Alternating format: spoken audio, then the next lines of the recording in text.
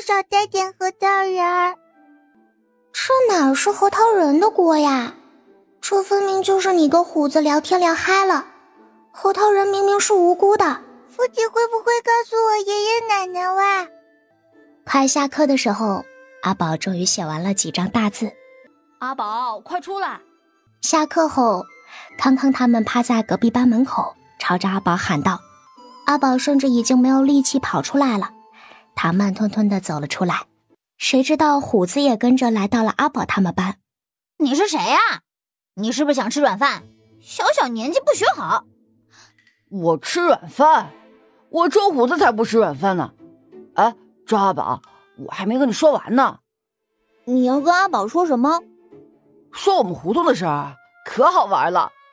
阿宝是不是就是听你说话说的，被夫子罚在你们屋子里写大字了？我要跟赵阿宝说话，你们别挡着我。对了，赵阿宝，我娘让我问问你哥平时在家怎么学习的呀？对了，赵阿宝，我娘让我问问你哥平时在家怎么学习的呀？虎子叭叭叭地说了一大堆，这才想起正事来。我哥哥很聪明的，在家就这个要收钱的，一般人可不能告诉他。康康刚要阻止，大鸭二鸭已经把虎子给送了出去。虎子一走，大宝朝着阿宝问道：你到底是跟他说了多久的话，都忘记回来了？阿宝没有说话。以后关于大哥的事儿，别人问你，你就说不知道。阿宝点头。让阿宝意外的是，傍晚放学的时候，夫子并没有留自己写大字，也没有找爷爷，所以他开开心心地朝着书院外蹦跶了出去。结果走到书院门口的时候，有好几个人往阿宝这里凑，试图打听赵轩的事儿。阿宝想了想，说道：这个不能说的。那要怎样才能说？阿宝摇了摇头，然后就跟着几个娃爬上了马车。爷爷，阿轩呐，爷爷来不及跟你细说了，我先去找刘夫子，事情有点急呀。柴胡跟在后面，赵轩拦住柴胡，问道：到底怎么回事？大少爷，刘夫子派人把老爷叫来的，好像是阿宝大小姐的事儿。刘夫子一脸无奈地站在院子里，瞧见老药王来了，他刚要说话，就看见了跟在后面小跑进来的赵轩。阿轩来了，也一起来听听吧。刘夫子，是我们阿宝又出什么事儿了吗？我瞧这2天挺老实的。这2日，不少人都来找阿宝，询问他关于阿轩如何考中探花的秘诀。有人已经出价100两，试图问出原因来。刘夫子，你放心，我们家阿宝肯定不会做出这等眼皮浅的事情来。对于他哥哥的事，他一直很注意的。老药王坚信，阿宝绝对不会因为银子就跟人家说赵轩的事儿。我们已经有意在拦住那些想要询问的家长了。今日请你们来，就是想让你们在家中委婉地引导一下，不要让阿宝做出收银子的事情来，对你们家对阿轩都不好。好的，你放心。还有一件事，旁人每次问阿宝他哥考这么好的秘诀，阿宝虽然没有收人家的银子，但是他一直很大声地跟那些人说他哥特别聪明，说他哥爱吃肉丸，导致最近书院门口出现了2个卖肉丸的小摊贩，生意甚是不错。老药王沉默了一会儿，然后朝着刘夫子说道：刘夫子放心，我懂了，我知道该怎么做了。赵轩要离开的时候，刘夫子忍不住问道：你真的喜欢吃肉丸？阿宝比我更喜欢。答案不言而喻了。鉴于这次又被找家长了，这天晚上吃完饭以后，赵家又召开了一次家庭大会。阿宝啊，第一个问题，有人要给你银子，让你说出你哥考得很好的秘方。对哇，不过我没有要银子哇，我的银子比他们多了。如果有人给你1万两呢？爷爷，1万两是几个100两哇？老药王有些无语。他换了一个问法：如果有人给你一大堆金子呢？那我也不说，我不能出卖我哥哥，我要为我哥哥2肚子插刀。老郑国公一口茶水喷了出来。那个下一个问题啊，你跟人家说你哥喜欢吃肉丸儿。对哇，不过我爹爹说了，当我不知道这个人是好人还是坏人的时候，我可以胡说一下的。嘿嘿，我喜欢吃肉丸。哎呀，无话可说，人小孩心里明白着呢。阿宝，听说书院门口已经出现了2个卖肉丸子的摊贩了。有些人可能不喜欢吃肉丸子，但是以为吃了肉丸子会变聪明，所以他们就花钱了。这样是不是也不好？哥哥，那我说你爱吃油饼，油饼要比肉丸子便宜的。再有人问，你就啥也不说了。阿宝想了想，点了点头。是谁更爱吃肉丸，我就不点名了哈。倘若他能不跟别人说肉丸，那明天咱们家就吃肉丸。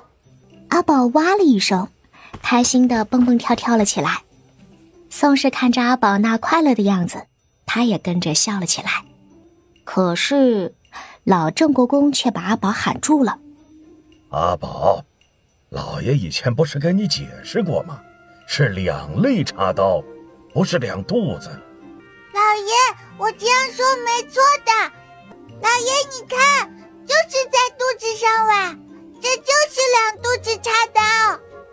阿宝给老郑国公比划着。哎呀，行吧，这样说也没错。那老爷可以让我去摘星楼吃饭了吗？不可以，等你们刘夫子发话吧。那我以后不跟老爷2肚子插刀了。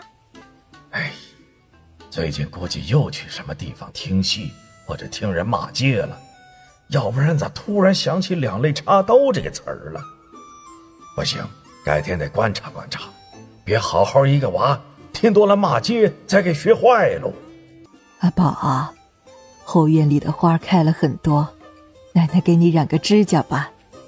赵家的后院被宋氏打理成了一个大型的药铺和花圃，此时正值好时节，所以花开得特别多。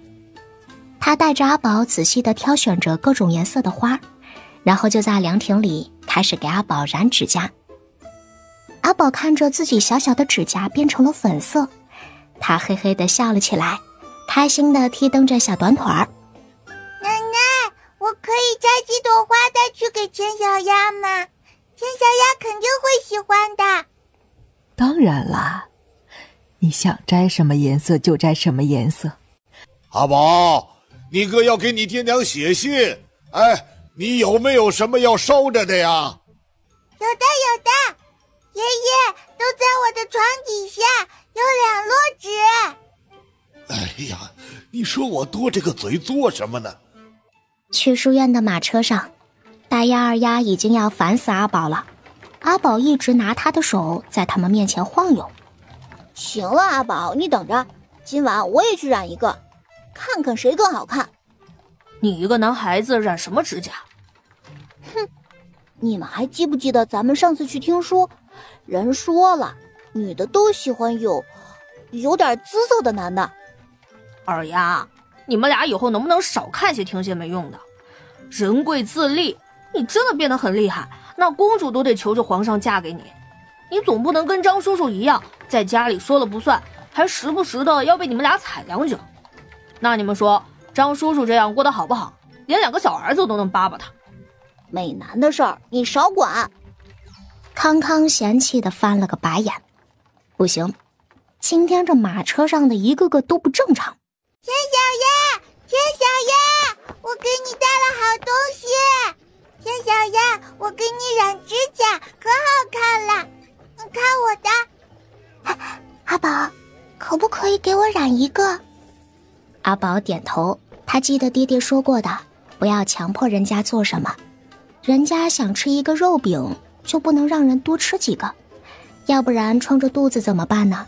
所以听见钱小鸭这么说，他就只给钱小鸭染了一个小指甲。眼瞅着快要上课了，阿宝还没有回来，康康和大宝赶紧出去找人，结果就看见阿宝的面前已经站满了好几个女孩，都在等着让阿宝给他们染指甲。大宝，你说咱们放学开个摊怎么样？大宝哪里还顾得上什么商机啊，他赶紧朝着阿宝喊了一句：阿宝，到时间了，别被夫子抓到。一听见又要出事儿，然后就朝着大宝这边跑了过来。大宝，幸好你叫我，要不然我就完蛋了。唉，别逗留那么久，再被夫子抓到，耀爷爷还得来书院。阿宝有些后怕的点头。阿宝以为自己躲过了一劫，结果中午放学的时候，他就被夫子给抓住了。夫子，我今天没耽误时间的。今天隔壁班的柳夫子找我了，说他们班一些小孩觉得你经常过去串班，暂时不要让你过去了，以后有什么事儿，你可以让他们出来。就连隔壁班都要拉黑阿宝了。夫子说这话的时候，其实有些小心翼翼的，毕竟这话其实无异于对一个小孩子说，隔壁班的孩子都投诉，都不让你进去玩。可是阿宝并没有不开心，他甚至还朝着夫子咧嘴道：我知道了，夫子，我以后再也不进去玩了，这样你就再也不会抓到我了。白说了。而且我还可以找钱小鸭出来玩，虎子也可以的，嘿嘿。夫子瞅了他一眼，大步走开了。我觉得我们下次休息可以出去卖染指甲了，你们觉得呢？这几天你们都好好练习一下。对了，阿宝，今晚我要去宋奶奶那边看看，有没有那种能贴到额头上的小花，我感觉这些也会很好卖。阿宝自然是答应的，不过吃饭才是顶顶重要的事儿。这天傍晚放学的时候，好巧不巧的，阿宝拉着钱小鸭还有虎子他们在书院的门口说话，然后就被几个家长看见了阿宝染色的指甲。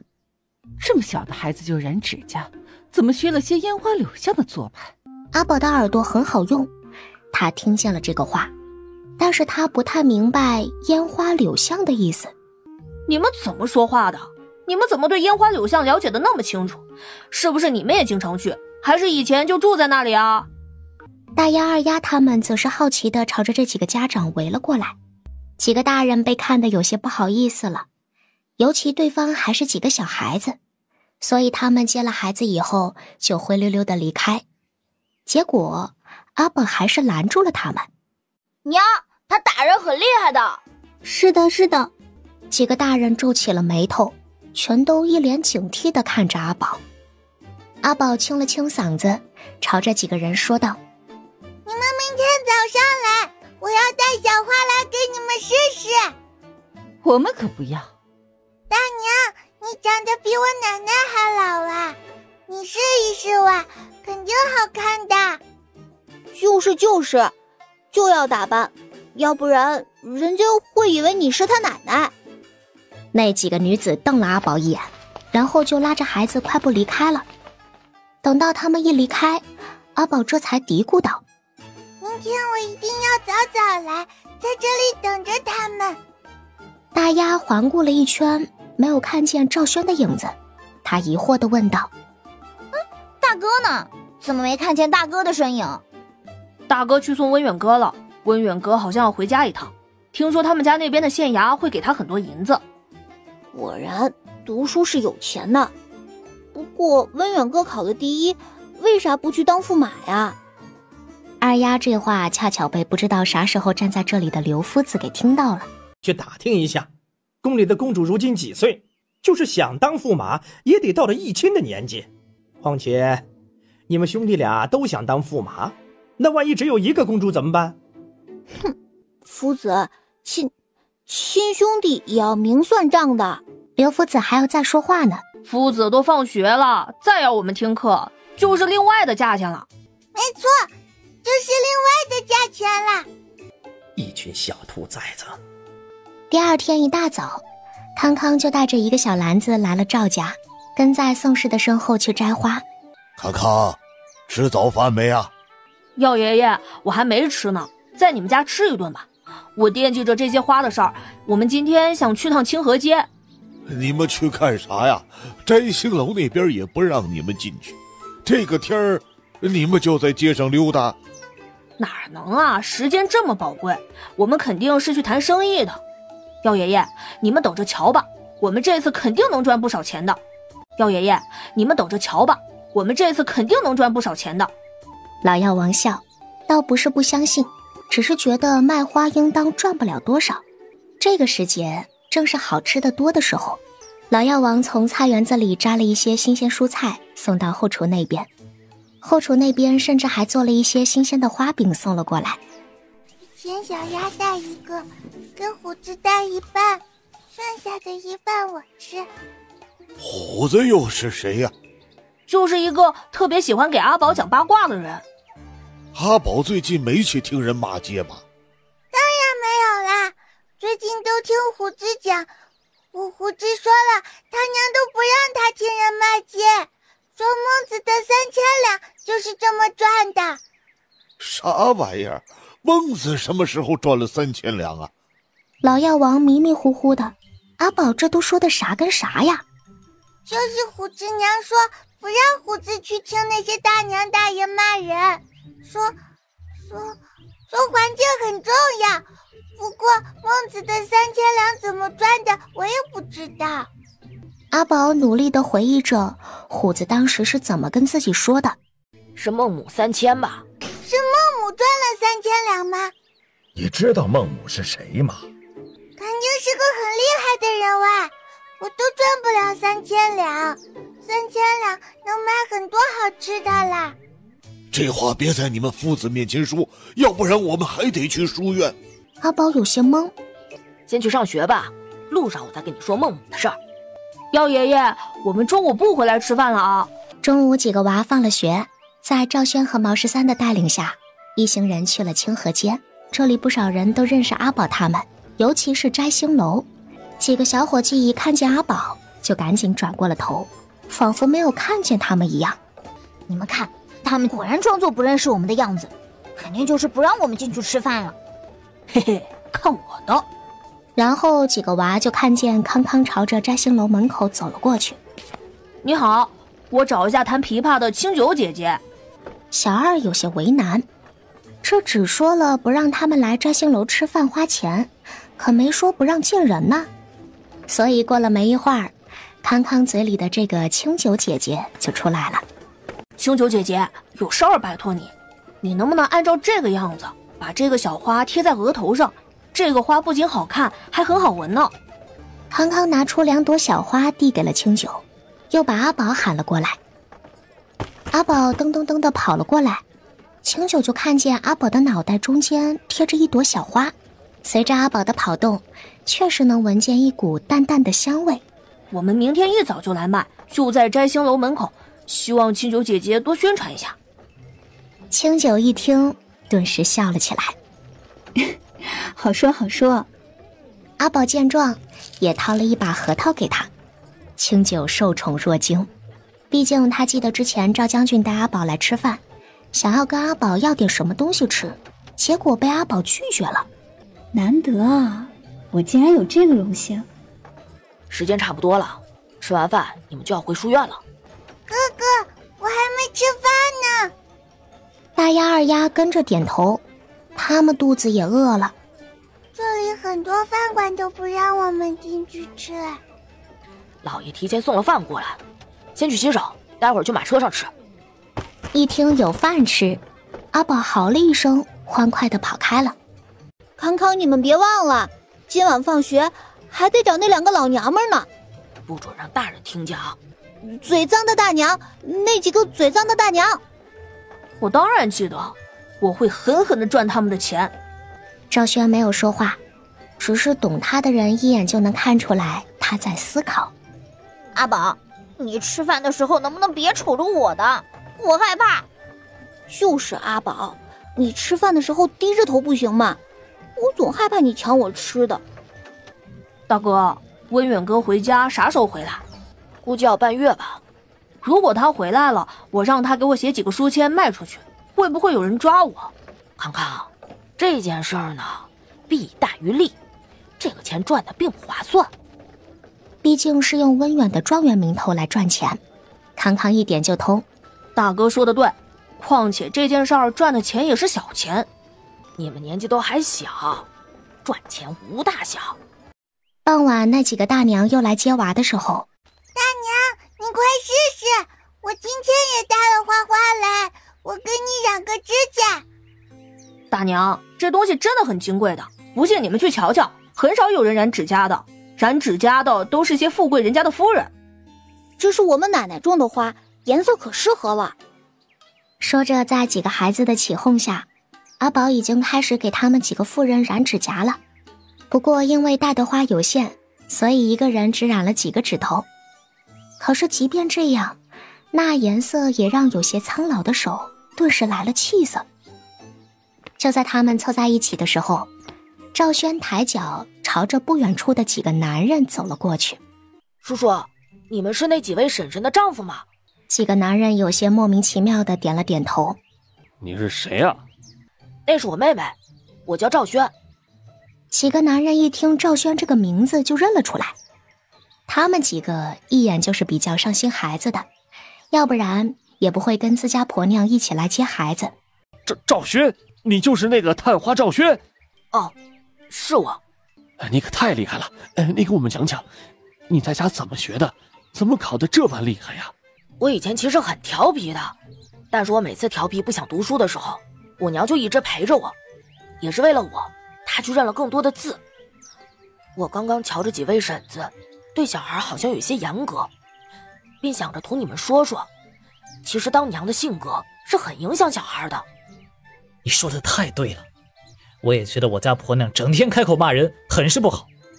你们可以让几位婶婶平常多看些书，时不时的陪着孩子们读书写字。几个男人很是认真的听着，并在心里暗自发誓，一定要按照探花郎说的来。时间差不多了，我就同各位告辞了。此时正好阿宝那边也结束了。好看吧？等明天休息我们就去清河街摆摊了，很便宜的，几位大娘一定要来。你们染了指甲后年轻好多啊，跟姐姐一样。康康巴巴地朝着几人道。几个大娘被他们说的是云里雾里的。大哥，你刚刚去哪里了？我们怎么没有瞧见你？办了点事儿。你们明天不上课啊？对啊，明天休息，我们要去卖花了。只要不上学，卖羊屎蛋我也愿意的。大可不必如此直白。而此时满脑子只想着明天休息的几个娃，完全想不到那几个嘴碎的大娘在今天晚上经历了人生最艰难的折磨，为了孩子开始安静地坐在那里学读书写字，真是折磨呀。因为第二天要休息，所以阿宝一大早的就醒了，这让看见的宋氏很是惊讶。难得阿宝竟然没有睡懒觉，而是自己拿着小篮子去了后院的花棚。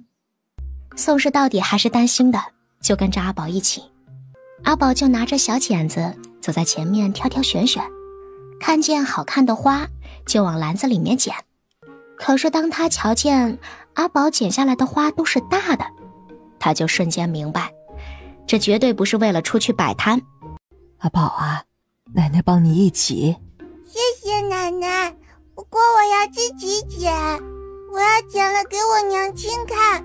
我娘亲之前跟我说，他们去的地方全是沙，没有花。阿宝挑选花的标准很简单，就是要又大又好看的，这很符合阿宝的审美观。不过最后宋氏还是推荐了一下。阿宝，这朵小花虽然很小，但是挺香的，而且方便携带，要不要给你娘带上？阿宝看了看一篮子大的花，最终还是听了奶奶的话，将那朵小粉花给收下了。剪完花以后，阿宝就拉着宋氏去了书房。他找出一堆很大的书来，将那些花全都压进了书里边。宋氏还来不及阻止。阿宝啊，这些书是不是你爹常用的？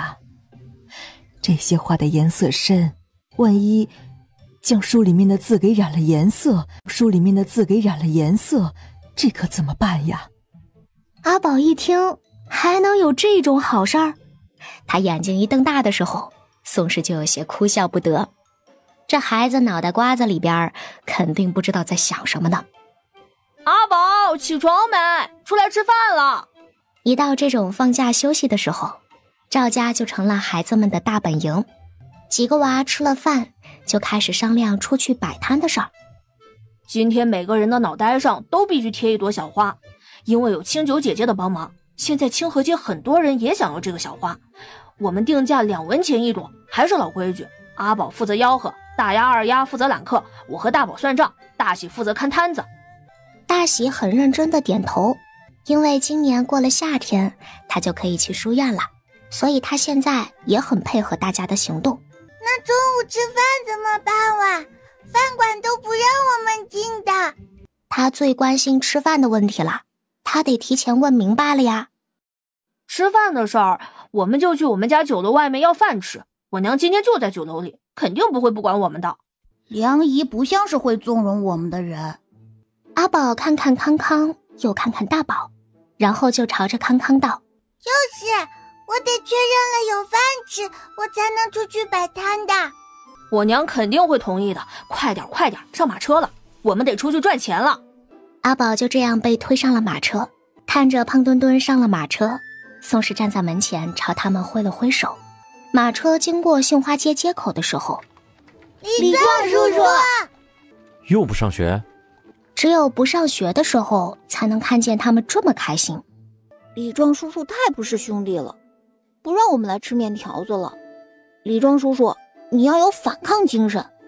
李壮听见这话，赶紧回头假装没听见。为了几个娃好，他暂时还是要配合一下杏花街的集体行动。一到清河街，几个娃顿时很有精神的按照分工开始摆摊了。这清河街热闹的一上午就被阿宝一嗓子给喊活了起来。由于昨日清酒的宣传，确实不少人来光顾，并且价钱也不高，眼瞅着着实卖得很好。康康将阿宝拉到了一边，朝着阿宝说道：阿宝，你要是碰见那种穿得不错的公子哥，你就吆喝卖花，又好看又香的花，鲜花送美人，记住了没？咱们马车上还有鲜花枝子。阿宝点点头，然后张嘴就喊道：卖花啦，又大又香的花。大丫在一边朝着大宝吐槽道：阿宝这样子啊，跟卖肘子的一样的吧？卖肘子的也说又大又香，看看让他喊又好看又香，咋成了又大又香嘛？奈何阿宝喊得很是起劲儿，几个娃也没有说什么。其实去年冬天的时候他们就卖过花，现在虽然天暖和了，可是宋氏种的这些花确实品种很特殊，很少见，因此整整一上午孩子们都很忙活。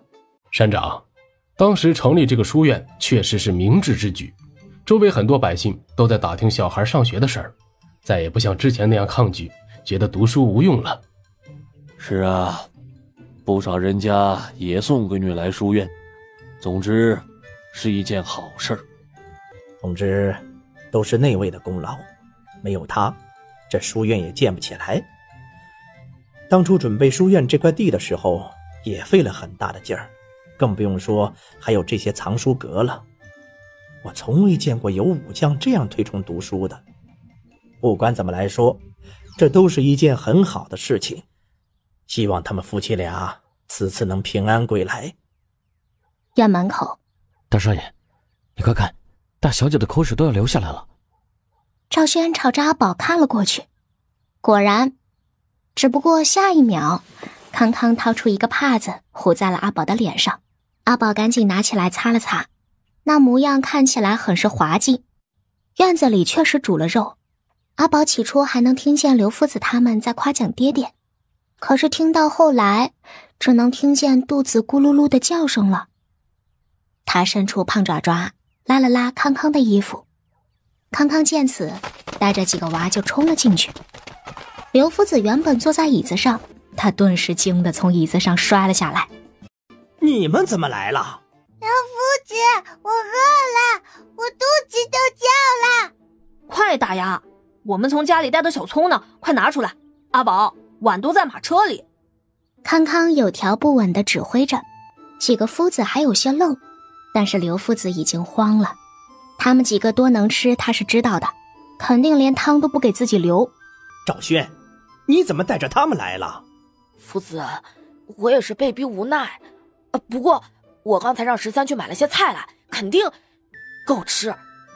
你们几个好端端的来书院吃什么饭？哪里不能吃？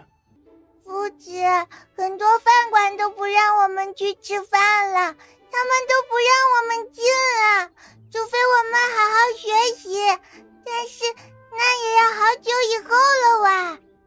夫子，我想先喝一碗汤暖暖身子。大丫朝着刘夫子递过来一个碗，刘夫子只觉得眼前一黑。接下来的半个时辰里，几个夫子就看见一群娃嗖嗖地吃着，也不用旁人照顾，自己吃得很干净，也不邋遢，甚至还时不时地喝口水。夫子，你下次能不能炖只鸡哇？鸡汤下面条是最好吃啦。那你等着吧，等你考试考得很好，我就请你来喝鸡汤。阿宝朝着刘夫子伸出了一个小手指，示意他拉钩。你爹那边还没有消息吗？暂时还没有。几个人低声说着，阿宝一边啃骨头，一边竖着耳朵仔细地听着。皇上让你去北周，北周那边气候恶劣，你到底还是个小孩，去了那边要万事小心，正所谓养精蓄锐。夫子，我懂。咱们总说，如果想做官，就不能一直高高在上，你多走走，总能有收获的。赵轩点头。你们几个有什么梦想啊？他们都没啥大梦想，不用问了。你们这几个夫子，一看就没有教过阿宝他们。刘夫子说完就开始捂孩子们的嘴。阿宝嫌弃刘夫子耽误自己吃饭的事儿，自己在那里扒拉吃饭，看着锅里还剩的一点汤，忍不住感叹道：真是半大的小子吃穷老子。刘夫子下次说请客的时候小声点，别再让我在门口听到了。刘夫子一听，顿时一口气又没上来。在书院吃饱喝足以后，几个娃又回赵家的后院去进货，然后又折回清河街卖鲜花。总之这一天确实赚得盆满钵满。3天后，阿宝做好的花花标本终于干透了，他找了一本书，把所有的花花都放了进去，然后就让毛13找暗位，等他们有出行安排的时候给爹爹娘亲送过去。准备好这一切，阿宝才去吃早饭。中午放学回来的时候，毛13跟阿宝说上午已经差人将东西送出去了。阿宝开心极了，他噔噔噔地朝着屋子里跑过去准备吃饭，结果还没跑进去呢，就听见了一道熟悉的声音。大小姐，是胖公公的声音。阿宝回头一看见来人是胖公公，他顿时咧嘴笑了起来，顺便低头去打量胖公公的手里有没有拎着什么东西。2只烤鸭刚做出来的，边关那边传来了消息，大捷，想必用不了多久，他们就可以返程了。皇上很是高兴，让老奴给大小姐送吃的。阿宝开心地上前，因为他矮，他鼻子又很好使，所以他很快就发现了不对。那朵小粉花明明在给爹爹娘亲的书里，怎么会在胖公公的靴子上粘着呢？而且味道也是一样的，所以肯定是我那个小粉花哇。公公，是皇上让你来的吗？大捷是什么意思哇？是不好的意思吗？老奴刚刚面圣结束就来这里了，大捷就是打胜仗的意思。看得出来胖公公是真的高兴。然后阿宝就看见胖公公又带着靴子上的那朵小粉花离开了赵家。从赵家出来，小太监疑惑地朝着潘公公问道：“师傅，今天大小姐没给东西吃。”大小姐给你一次就不错了，估计是放学回来心情不好呢。哥哥，有个事儿我要跟你说，我有一朵小花，但是今天……阿宝语句不是太通顺的跟赵轩说了起来。赵轩越听脸色越严肃。阿宝，哥知道了，我这就去处理这件事，你乖乖在外面吃饭。阿宝有些呆呆的点点头。肯定发生了什么，要不然小粉花不会出现在那里的。阿宝还是很乖的去吃饭了，毕竟还有刚送来的烤鸭，顺便让13将康康他们都给喊来。于是乎啊，很快几个娃就跟着来了。阿宝，你验过毒吗？当然啦。大哥他们呢？不跟我们一起吃吗？读书好的人的事情你少问。大宝没有吱声，也就老实吃饭了。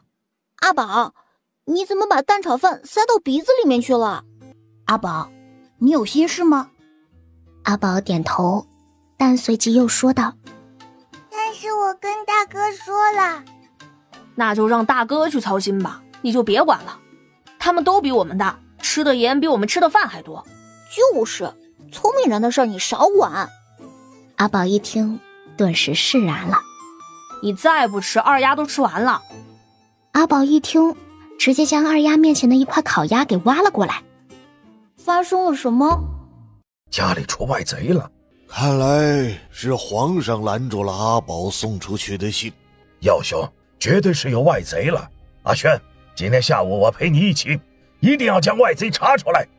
老爷，我想同你们说，我想自己来。我爹临出发前将暗卫交给了我，我想自己处理这件事儿。可你太小了，若是……老郑国公有些担心。老话说得好，慈不长兵。我总是要学着处理这件事儿的呀。况且，我觉得我可以处理，实在棘手的时候再请你们帮助我。阿轩，要不要给你配些药啊？奶奶放心。赵轩笑了笑，宋氏点头，也就没有再多说什么了。只不过他们终究还是不放心，所以整个下午都处于紧绷的状态，以备时刻去帮忙赵轩。当然，阿宝他们是不知道这些紧张的。阿宝下午上学的时候，甚至还去大喜家顺了几个肉丸子。这一天下午，京城里到处都在传着赵恒他们带兵在边关取得了大捷，大家都很高兴。只有赵家的暗卫永远忘不了这个黑色的下午，大家都很高兴。只有赵家的暗卫永远忘不了这个黑色的下午。一个对他们来说小小的少年从血泊里走了出去，这样霸道的手段，他们许久都没有见过了。看着小少年走出去的背影，赤霄有一瞬间的恍惚，好像透过这个小小的身躯，看见了年轻时候主子的模样。可是年轻时候的主子却是冷冽无情，但是大少爷他，寻常瞧着就是个乖小孩。这种巨大的反差，让很多人久久都没有回过神来。赵家3个老人瞧见赵轩面色带笑的回来，顿时觉得不正常，都朝着赵轩拥了过去，生怕这娃有问题。阿轩，有火气不能憋在心里呀，得发泄出来。就是阿轩，你别笑啊，咱们年纪还小，别学你爹闷。阿轩呐，爷爷给你炖鱼汤。老爷爷爷奶奶，我真没事儿，我挺好的。我买了些东西，准备待会儿去接阿宝他们。我去接，你在家休息吧。你身上还有些许血腥气，所以我去接，你在家收拾一下，别待会儿被阿宝闻出来。给阿宝他们带的好吃的，我一起给带过去。老郑国公说完，就带着一包炸肉朝着府外走了去。哎，13，都吃了点。老爷，饶了我吧，大小姐要是知道了会杀了我的。你别管，吃就行。阿宝还得吃晚饭，所以不能让他吃太多零嘴。你赶紧的，别待会儿让他闻出味道来。老爷，我现在就是回去洗个澡，这味道大小姐也能闻得出来啊。老爷，要不您吃了吧？那我们一起吧。待会儿阿宝问起来，你就说不小心弄洒了。毛13仍旧是提心吊胆的点头。两人到了书院的时候，阿宝还搁那里给人推销染指甲的花呢，几个大娘被他夸得一愣一愣的。老爷，马车上怎么一股子炸肉味啊？哎呀，你哥给你们带了炸肉，结果被13弄洒了，所以一股子味道。阿宝很好糊弄，他点点头。那13下次给我买，要赔回来的。我真是太难了。老爷，我大哥呢？在家等着你们呢，说晚上要带你们去清河街玩。阿宝蓦地瞪大了眼睛，竟然有这种好事。不过一想到也去不了饭馆子摘星楼里面去，所以又开始无精打采了起来。老爷今天网开一面，让摘星楼放你们进去一晚上。岳爷爷不会做了什么亏心事儿吧？比如偷吃了我们的炸肉，所以才肯放我们进去玩吧？那能啊？不过毕竟是可以出去玩了，所以几个娃还是很开心的，也顾不上炸肉的事儿了。至此，毛13这才暗暗地松了一口气。从大小姐手底下讨口吃的，不容易啊。赵家门口，阿宝站在马车前板上，朝着毛13伸出胳膊。毛13顿时后退一大步，朝着阿宝说道：大小姐，我今天胳膊不太好，所以不方便。13毛，你先弄洒了我的炸肉，又胳膊不太好，你怎么这样哇？毛13尴尬地笑了笑，结果下一秒，阿宝就大声地喊了起来：